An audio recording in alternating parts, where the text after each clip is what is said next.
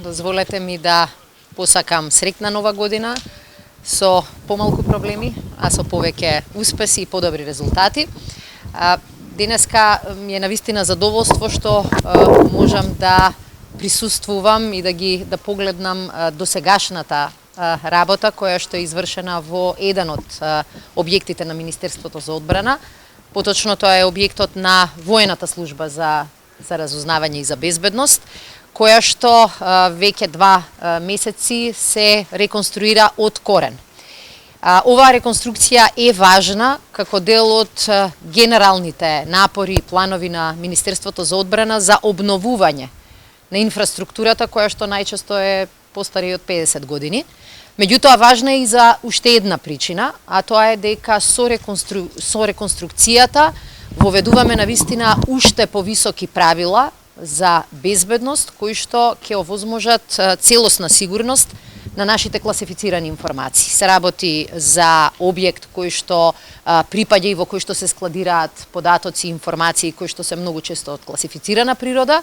и многу е важно тие да се чуваат во објекти кои што имаат повисоки стандарди за безбедност. Со овој проект, кој што го стартувавме уште пред повеќе од година и половина, обезбедивме да имаме целосно нова уште една зграда во Министерството за одбрана, меѓутоа таа зграда да исполнува навистина високи услови за безбедност на класифицираните информации, кои што се домашни, но и НАТО класифицирани информации, како и целосна безбедност на заштитената мрежа.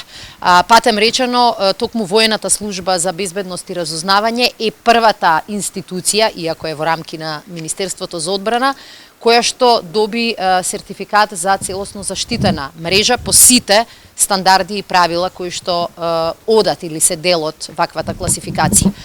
Објектот веќе е во реконструкција, мораше да биде таа реконструкција во фази за да продолжиме да ја користиме зградата, меѓутоа во текот на следните неколку месеци целосно ќе биде заокружен, ќе има обезбедено и дополнителни мерки за безбедност во зградата, но и надвор од зградата, посебен пристап во објектот и навистина многу подобри услови за квалитетна работа на нашата воена служба за безбедност, која што е еден од најчестите контакти и за нашите НАТО сојузници.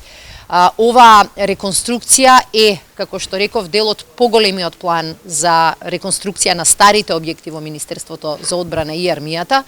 Во тек се 2 реконструкции во касарната Илинден, во тек се реконструкции на 2 објекти кај што е сместена лесната пешадиска